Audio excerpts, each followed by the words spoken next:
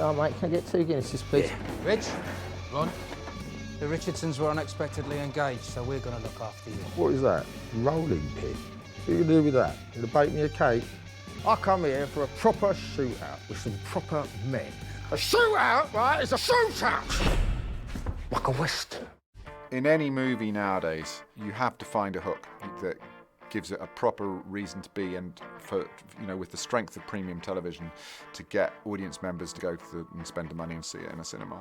So while we were working on the script, as we said, who do you imagine is playing the brothers, basically, and all sorts of names came up, but Tom Hardy's name kept on coming up as being one of them. It was like a unanimous feeling that the actor of his generation is Tom Hardy. So we had dinner, and he was talking about the characters, and I hadn't said I want you to play Reggie or I want you to play Ron. I just had asked him to read the script. And as he was talking about both brothers, I started to think he could maybe pull it off and play both of these guys. Yeah, we can handle it. And at the end of dinner, he preempted me and he said, you know what, he goes, I want to do it, but I want to play both of them. And I just said, done. And we'd sort of talked about that possibility before.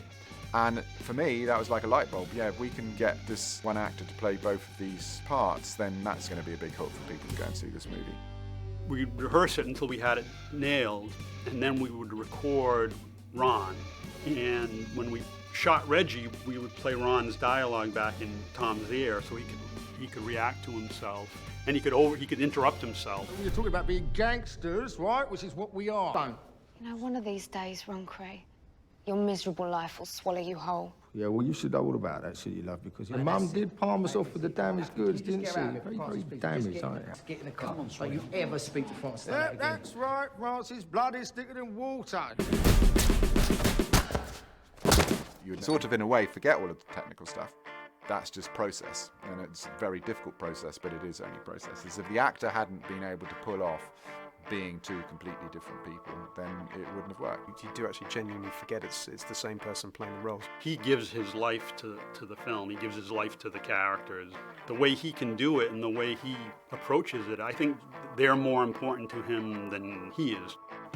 He inhabits these guys and thinks about him all the time, and what he gets back is this incredible performance. It's unbelievable, like the transformation is ridiculous, to the point that when he's doing a scene as Reggie, I'm just like so comfortable and happy, and as soon as he comes in as Ron, after 3 months even, it's always a bit like, oh, I don't like Ron very much. I was actually quite scared of Ron, Tom as Ron, because, you know, I wasn't quite sure how far he was going and if he was going to actually, you know, kick off. Reggie is not here now!